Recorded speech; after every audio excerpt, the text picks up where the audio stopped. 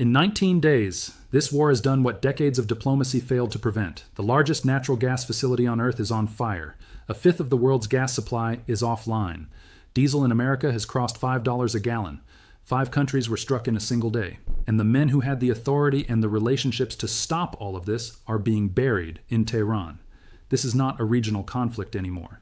This is a global energy crisis wrapped inside a war that nobody knows how to end. What I'm about to walk you through is not speculation. It is a sequence of decisions, strikes, assassinations, and economic shocks that unfolded in less than 48 hours and permanently changed the architecture of the world's energy supply. Pay close attention because what happened on March 18th will affect your daily life for years to come. On March 18th, an Iranian ballistic missile tore through Ras Laffan industrial city in Qatar, and the world's energy map was redrawn in a single afternoon. This is the largest liquefied natural gas facility on Earth. It handles roughly 1/5 of everything the planet exports in natural gas. Iran launched 5 missiles. Qatar intercepted 4. The 5th got through, and Qatar Energy confirmed fires and what it described as extensive damage across the complex. This was not a random act of aggression. It was a calculated answer to a strike Israel had conducted hours earlier on Iran's own gas infrastructure, a strike coordinated with and approved by the Trump White House, according to 2 separate reports from Axios and the Wall Street Journal. Before the missiles even launched, the IRGC published a target list naming energy facilities in Qatar, Saudi Arabia, and the UAE, telling the world to evacuate immediately. They followed through with brutal precision. And critically, Ras Laffan was not starting from a position of strength. It had already been offline since March 2nd, when earlier, Iranian drone strikes forced Qatar to shut down all gas production entirely. That first shutdown alone sent European gas prices up 50% overnight. What landed on March 18th was structural damage on top of an already darkened facility. This is not a switch you flip back on. Every day of physical damage translates into months of repair time, and Qatar's contribution to the world's gas supply is not returning anytime soon. To understand why Iran escalated to this level on this specific day, you have to go back 48 hours and look at what Israel was doing. On March 17th, Israeli airstrikes killed Ali Larijani, the secretary of Iran's Supreme National Security Council. That title undersells the man entirely. After Israel assassinated Supreme Leader Ali Khamenei on February 28th, the opening day of this war, Larijani became the most powerful surviving official in the Islamic Republic. Former Israeli National Security Advisor Mir Ben Shabbat described him plainly as the man who managed the fight against Israel and served as chief coordinator of Iran's security bodies after Khamenei's death. He had led Iran's nuclear negotiations with the West between 2005 and 2007. He was a former Speaker of Parliament. He had relationships across Iran's political, clerical, and military institutions that no one else could replicate. If any single person inside Tehran had both the authority and the credibility to negotiate a ceasefire with Washington, it was Larijani.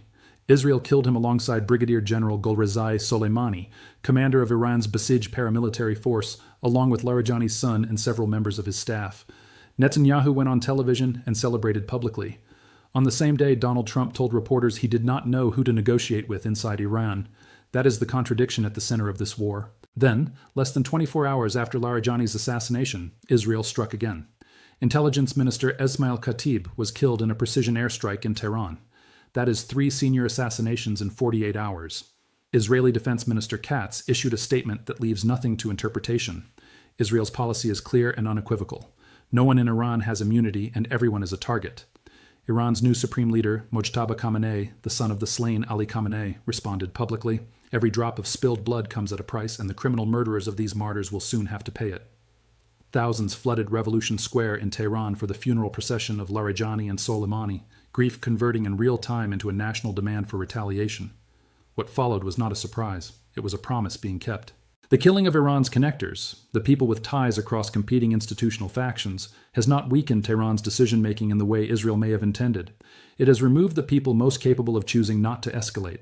On the morning of March 18th, before the missiles hit Qatar, Israel struck natural gas processing facilities at South Pars and Asaluya in Iran's Bushehr province.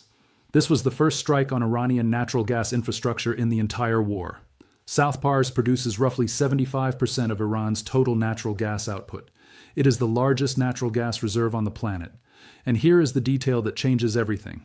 South Pars and Qatar's North Field are not 2 separate deposits. They are the same underground reservoir sitting beneath the Persian Gulf, with Iran extracting from the north side and Qatar extracting from the south. Axios reported the strike was coordinated with the White House. The Wall Street Journal separately confirmed Trump knew about it and supported it. The stated rationale was that it would serve as a signal to Iran over the Strait of Hormuz, but an Israeli official acknowledged the real calculation. Washington had previously blocked strikes on Iranian oil infrastructure over price spike concerns. Gas, the official explained, was considered less of a concern on the price front. That bet collapsed within hours. Iran bombed the Iranian extraction point. Iran then bombed the Qatari processing point. Both ends of the same gas deposit hit on the same day by opposing sides of the same war. The economic damage from a single day of strikes is still compounding. Brent crude is above $118 a barrel, nearly 50% higher than before the war began. WTI is hovering around $100. Diesel in the United States has crossed $5 a gallon for the first time since the 2022 inflation surge. European benchmark gas futures jumped 50% when Qatar first halted production on March 2nd. Asian LNG prices surged 39% the same day. After the South Pars and Ras Laffan strikes, European gas climbed another 6% on top of that. The Federal Reserve held interest rates on March 18th, explicitly citing elevated uncertainty from the war. U.S. producer prices are climbing at the fastest rate in 7 months. These are not temporary spikes waiting for a correction. They are structural disruptions tied to physical infrastructure that cannot be repaired while missiles are still in the air. Every week this war continues is another week the world's energy markets absorb damage with no recovery timeline in sight. Iran's strategy for choking the Strait of Hormuz did not require a naval blockade.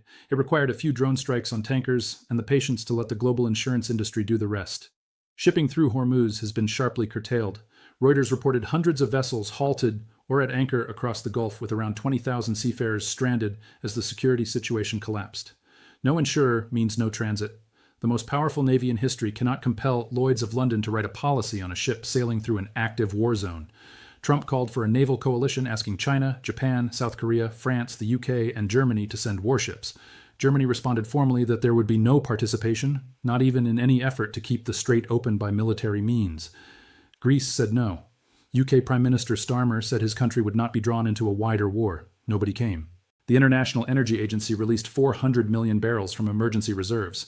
That covers roughly 20 days of normal Hormuz flow and only 4 days of total global consumption. These are not solutions. They are tourniquets applied to an arterial wound. Beyond fuel, the consequences are moving into food. The Strait of Hormuz carries a significant share of the world's LNG exports, which serve as feedstock for nitrogen-based fertilizers.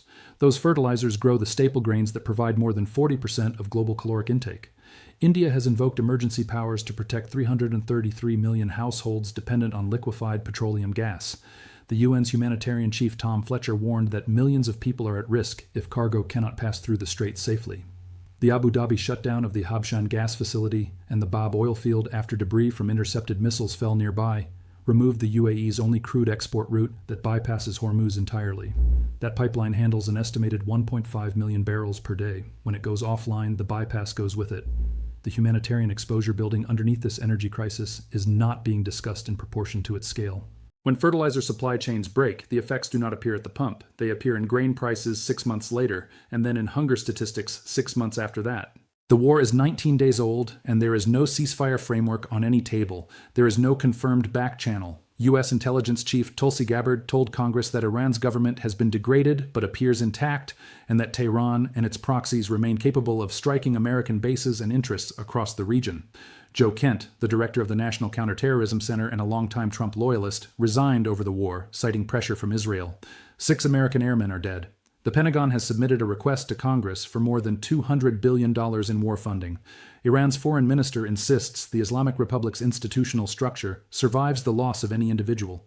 Whether that is true or not, no analyst outside Tehran can confirm who holds escalation authority right now.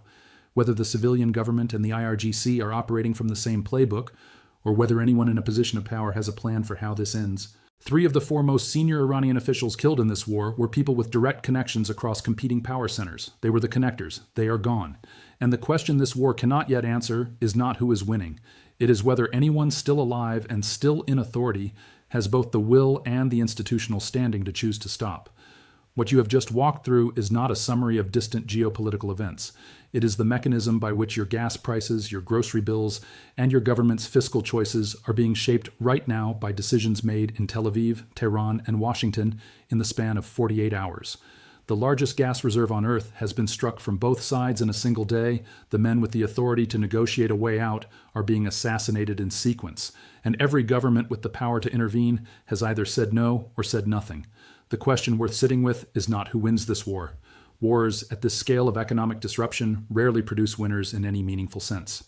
The question is what kind of world is being built in the wreckage of this one, and whether the people making these decisions have thought even one step beyond the next strike. If this breakdown gave you clarity that you are not finding elsewhere, share it with someone who needs it. The more people who understand what is actually happening, the harder it becomes to be misled about what comes next.